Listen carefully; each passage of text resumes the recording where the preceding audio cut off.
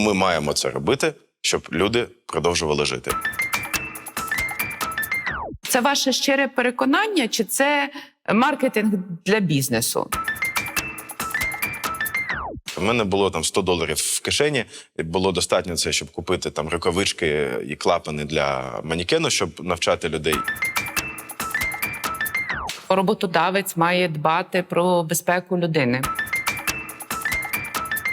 Він вбиває своїх співробітників, а тут дітей спасати ходить.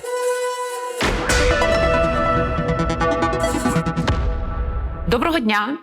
Мене звати Оксана Сироїд, і сьогодні у мене в гостях Федір Сердюк, засновник і керівник компанії FAST, компанії, яка опікується охороною здоров'я, наданням медичної допомоги для підприємств. Я так розумію, ж не тільки в Україні, але і за кордоном. Такий цікавий факт про вас – це те, що ви потрапили до переліку 30 до 30 у списку успішних українських бізнесменів. То це є список Forbes, який відзначає українських підприємців. І от серед молодих підприємців ви отримали чільне місце. А я хотіла вас запитати, якщо б ви самі себе могли похвалити і визнати, за що би ви себе визнали і похвалили? Напевно, це пов'язано, знаєте, як в матерії є там валентність в певної речовини. Ось в мене така валентність, що навколо збираються класні люди. І ось цей нетворк, як зараз це модно називати, і, наприклад, наше з вами знайомство. Я би хвалив себе за класні контакти. Я 7 років вже займаюся безпекою в тій чи іншій формі. В мене чудово налагоджені наразі процеси і класна команда працює.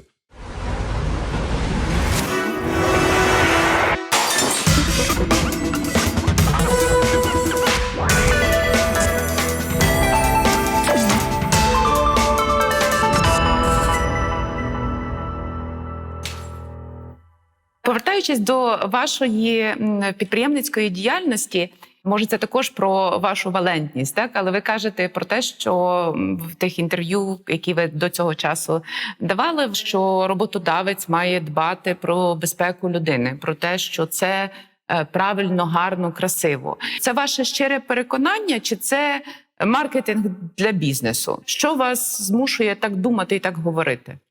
Ну, як правило, ось ця розмова починається, коли ми говоримо про навчання з першої допомоги для представників підприємств. Наприклад, в офісі комусь стало зле, зупинилося серце, і колеги мають знати, як зробити реанімацію.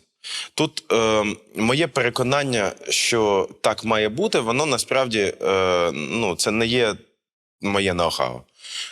Коли був 14-й рік і починалася війна, ми з друзями були залучені в навчання з першої допомоги для військових. Чому військові мають мати ці навички? Всім очевидно, всім зрозуміло. Я не бачив ще, дуже мало бачив людей, які кажуть, що це не потрібно. Але так взагалі стається, що військові технології будь-які, вони перепливають до цивільного життя. І так сталося в Америці з першою допомогою. Вона розвивалась у війську, потім люди подивилися, ага, ми рятуємо життя в таких випадках, можемо робити це і в цивільному житті, коли, наприклад, ми навчилися рятувати життя солдат, які гинуть від кровотечі, ми навчимося рятувати життя працівників виробництва, які гинуть від кровотечі. Насправді, чим вона спричинена, кулею чи там станком, який рухався і зачепив людину, це не так важливо. І в Америці їм вдалося це зробити. Тобто в них смертність від ключових ризиків, вона менша там кратно, іноді 10-кратно, ніж в Україні. І я спілкувався з людьми, які це там запроваджували, і в мене була звичка вже, що це просто норма. І зараз, коли я переконую людей в Україні, що це норма, то просто я підбираю різні аргументи, тому що мотивація людей є різною. Є випадки, коли працює людина на будівництві, просто будує щось. Особливо, якщо це не якась компанія там відома, а регіональна. І будує, там працює людина взагалі, це будівельник, без документів, без нічого. Він впав, розбився. Вони побачили мертвий, перекинули його через забор, викликали швидку вже люди. Але, базис – це одна проста теза, що ось роблячи певні дії, на прикладі Штатів, на прикладі Західної Європи, можна уникнути смертей, а уникнути смертей краще, ніж їх допустити. Тому ми маємо це робити, щоб люди продовжували жити. Ось це такий базис. І чи він пахне маркетингом, чи він пахне цінностями, чи він схожий на якісь речі, які мають такий якби ідеологічний бекграунд. Я думаю, що відповідь така, що це все в одному. Чому сьогодні люди ще не готові до цієї послуги, або вона не сприймається для них як належне? Якщо ми вже там говорили про валентність, знаєте, одні і ті самі речі, речовини, так, хімічні, якщо їх поставити в різну температуру, вони будуть поводити себе по-різному. Температуру, вологість, інші речовини, які поруч. Тож система, в якій працюють люди, іноді вона є більш сприятливою для того, щоб поводитися гуманно і відповідально, а іноді є менш сприятливою. Деякі системи, такі як, наприклад, МВС, я не кажу МВС України, а в цілому система пенітенціарна, наприклад, вони є такими, які, знаєте, кажуть, важко залишитись людиною. І це взагалі так по світі, що в пенітенціарній системі дуже важко зустріти янгола, наприклад. Чи це є брак поваги до життя, нерозуміння цінності людського життя? Чи це пов'язано з якимись іншими традиціями і культурою? От як би ви визначили ці основні тенденції, які ви сьогодні протистоїте? Це чудове питання, тому що насправді люди мають певні міфи в голові стосовно українців. І один з таких міфів, він є, що українці є байдужими. Угу. Якщо ви пам'ятаєте, там наприкінці нульових років були дуже популярні такі експерименти, типу лежить людина, давайте подивимося, до неї ніхто не підходить. Люди є байдужі. Це особливо в Росії любили знімати таке. Наші люди, я бачив не один десяток екстрених випадків особисто і не одну сотню відеозапису аналізуючи, наші люди не є байдужими. Якщо ви побачите записи ДТП типового, то всі відразу будуть біжати до автівки. Зазвичай так. Якщо ви побачите, як людина падає, всі відразу будуть біжати до цієї людини. Звісно, на рівні бізнесів, країни і особистому це трошки різні речі, але глобально люди все розуміють, і вони в нас є правильні. Наскільки до цього причетна радянська і пострадянська культура управління підприємствами? От якщо про це подумати, тобто наскільки ми ще досі тяглими є в цій системі? Якщо над тобою стоїть людина, яка каже: умрійно зробай, виконай план, в нас там падають продажі, в нас там видобуток, то тоді починається халепа.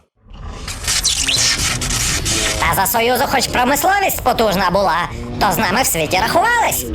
А зараз що? Заводи розікрали, підприємства стоять, роботи нема. От об нас всі ноги й витирають. Якщо подумати, то охорона праці, це було такою формальністю. І я от пам'ятаю, в мене батько працював на шахті, він був начальником видобувної дільниці, і щоразу, як траплялися аварії, і особливо, коли це зачіпало здоров'я людей, а таке траплялося постійно, бо це шахта, тобто там не може без цього.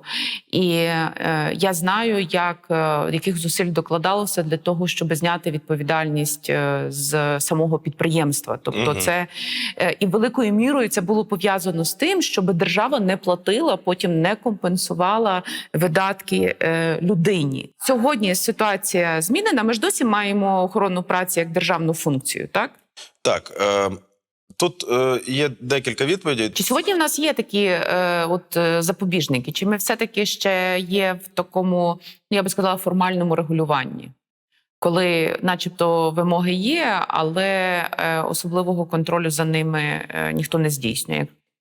Держава, якщо говоримо на державному рівні, то вона має такий орган, як Держпраця. То ми так всі І знають. з ним більш-менш все зрозуміло. До фактичної безпеки він має дуже мало спільного. Знаєте, як я вчора дивився, що вогонь і стан в казахській мові є одне і те саме слово. У них багато цих омонімів, так? Просто дивився в сторіс. І так само, тут безпека, і наче воно звучить однаково, але безпека в значенні держпраці – це Зовсім інше. зовсім одна справа, а в значенні реального забезпечення виживання людей на роботі і їх нетравмування – це інша річ.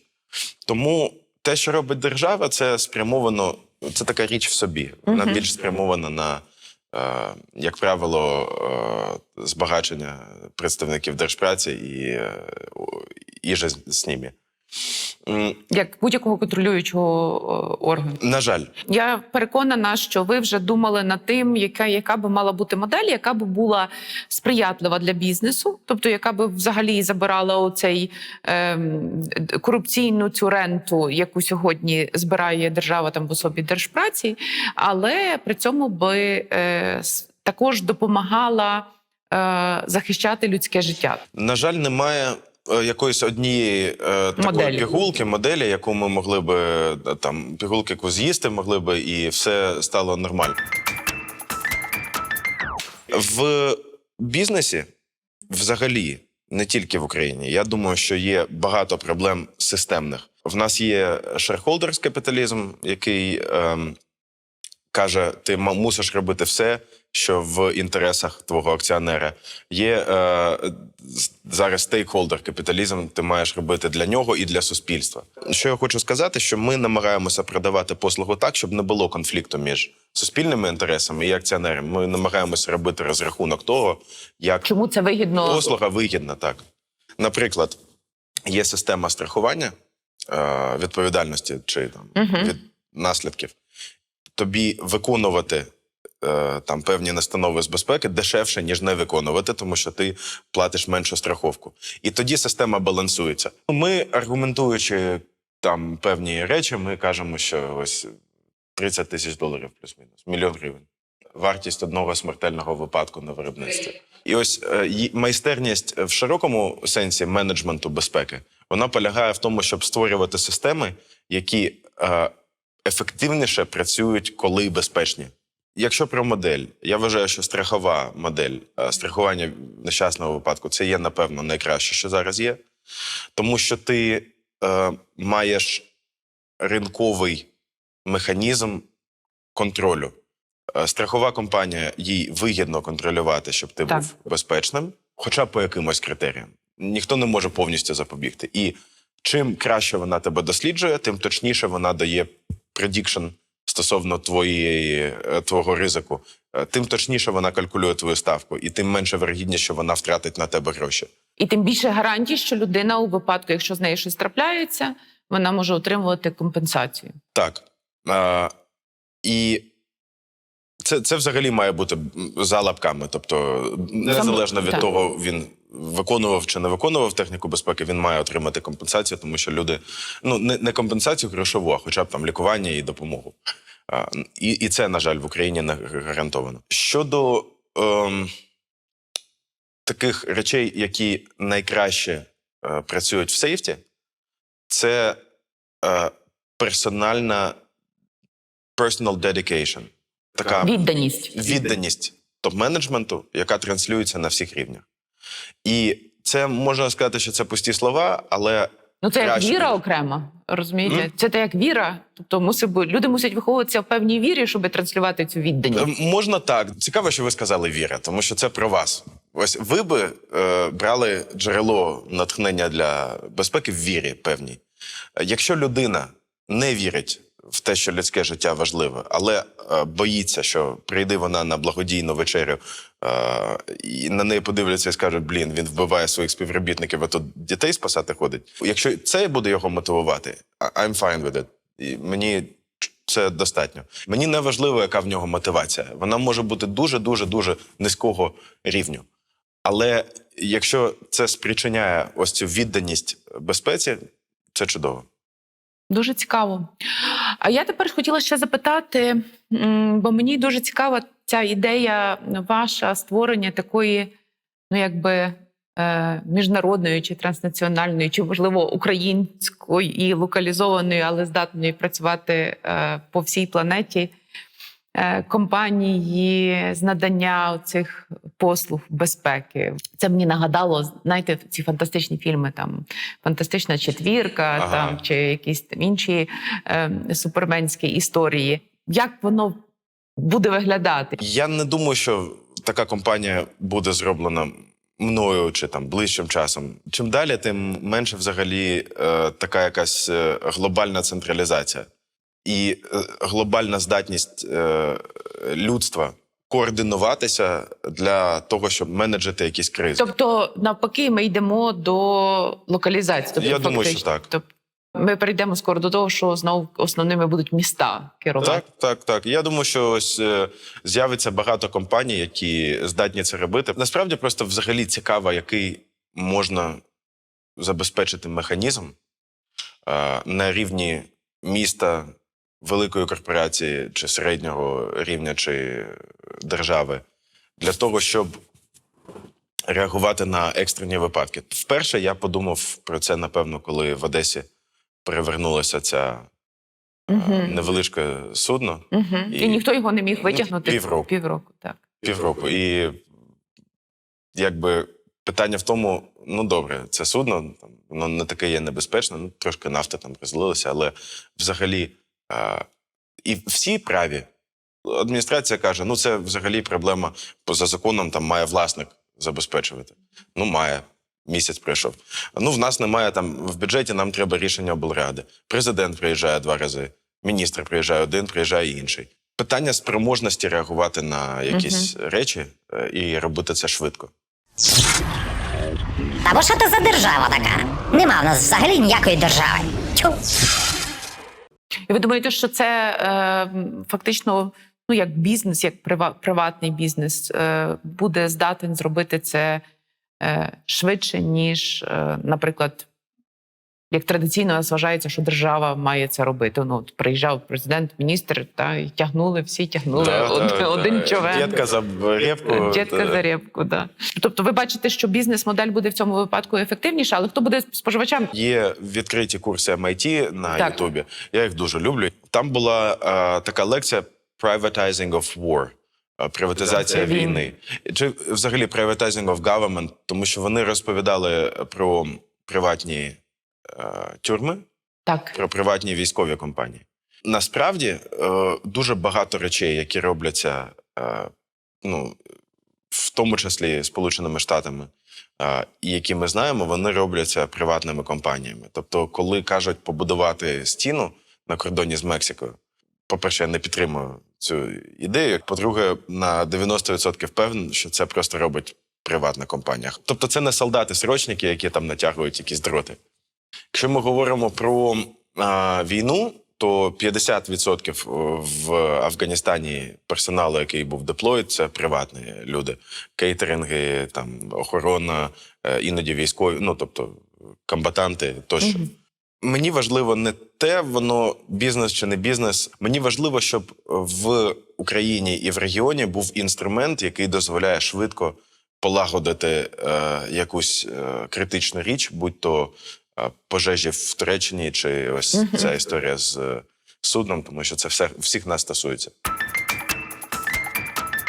Спостерігаючи за вашою сторінкою в Фейсбуці, бачу, що ви багато подорожуєте. І останнім часом і багато Близьким Сходом, арабськими країнами. Чи ви шукаєте інвестицій, чи там ви шукаєте клієнтів, чи може це спроба переїхати? Я вам скажу, що переїхати могла б бути доволі класна ідея, ну, принаймні на певний час, але в близькосхідних країнах, особливо ось Central Gulf Region, ось Саудівська Аравія, Емірати, затока, там проблема яка, що люди не ходять пішки майже.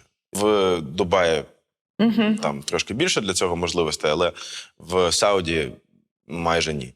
І для мене, ну, коли там я проходжу за день 5 чи 5,5 кілометрів, я навіть погано сплю, мені, ну, забагато енергії залишається.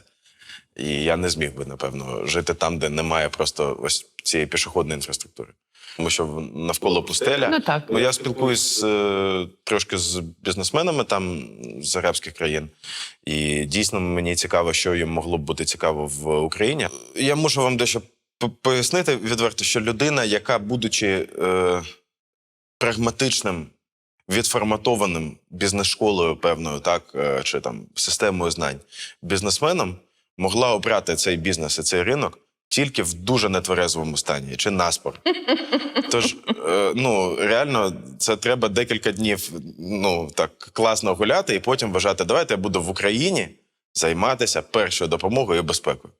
А є інший варіант.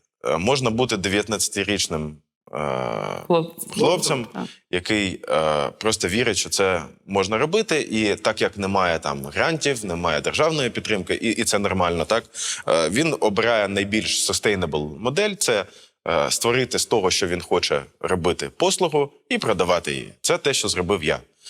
І коли я це починав робити, це не було, якогось не було планування, аналізу ринку, там, інвестиційної привабливості. В мене було там $100 в кишені, і було достатньо це, щоб купити там рукавички і клапани для манекену, щоб навчати людей. І ми так з цього і почали, так і зробили.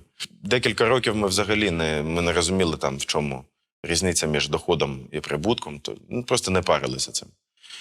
Якщо б зараз я обирав, і я був людиною, яка шукає там ринок, щоб займатися для заробітку грошей, напевно, я обрав би щось інше. Але життя, воно не тільки про те, щоб там, знайти щось і зробити це якимось там мільярдним бізнесом.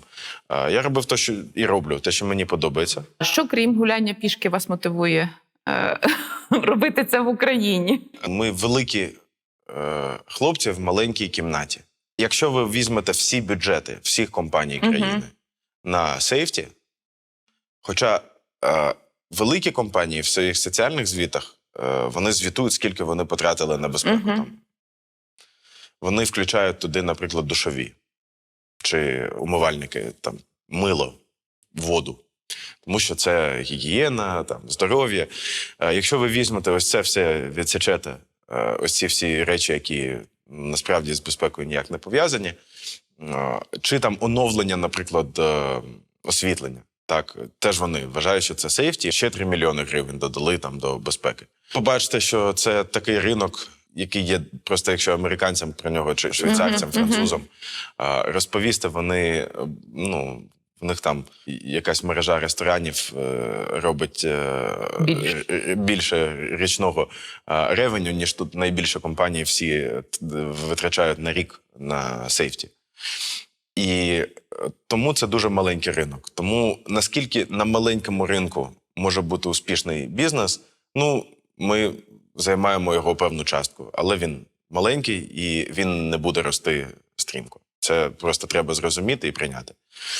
Тому, коли кажуть про успіх, я вважаю, що справді успішні бізнесмени – це люди, здатні до легкого масштабування бізнес-моделі. Тоді логічне питання. Я розумію, що ви великі зусилля приділяєте, власне, для того, щоб цей ринок розширити. Де є той простір? В зміні підходів, наприклад, можливо, революційно змінити підходи регулювання, і це суттєво збільшить ринок, і тоді можна масштабувати те, що ви зараз робите, чи шукати якісь інші підходи. Яке майбутнє в цього ринку? Якщо будуть якісь зміни законодавчі, то треба досліджувати, чи вони корисні, чи ні, тому що в нас держава іноді як Мідас. Шахрує. Тільки Мідас, він в золото все перетворював, а наша держава трошки в іншу субстанцію, вибачте, не таку привабливу. Просто я можу собі зараз дозволити, наприклад, трошки повчитись, трошки подорожувати, відкрити якийсь інший проєкт. А це жодним чином не сказується на якості послуг, які ми надаємо, чи на обсязі. Можливо, це якраз проповідувати цінність людського життя, якби є недооцінене з усіх міркувань. Мені здається, люди вже набагато більше готові. Тобто це почуття гідності, воно зростає, так, апелюючи до цінності людського життя, нарощувати лобіювання за якусь нову якість регулювання цієї сфери. Насправді, те, що ми бачимо, що навіть в цей рік, 21-й, який є ковідний, у нас є там зростаюча кількість і не тільки якби обсягів продажів, але є такі речі, коли там телефонує, ну, наприклад, людина каже, я хотів би, я там домовився з своїм шефом, за що їм велика подяка. І ми ось в п'ятницю, я знаю, що в них відбувалося навчання з першої допомоги. Тобто багато компаній зараз не погоджуються на те, що ми пропонуємо. А люди просто, вони прийшли на роботу, і для них нормально організувати для колег таке навчання. Більше, що воно не є там довгим чи дорогим тощо. Ось на цьому персональному рівні, я думаю, що це буде це найбільш ефективне, що можна зробити. Угу. Тому я оптимістично налаштований. Питання в тому, що моя особиста швидкість, вона трошки більша, ніж швидкість ось цих речей, і тому я можу займатися і цим, і в мене є чудовий менеджмент, який кожного дня проводить операції і чимось іншим. На завершення нашої розмови про персональну швидкість. Куди ще прямуємо? MIT. У мене є, звісно, бажання отримати якусь освіту колись, таку серйозну.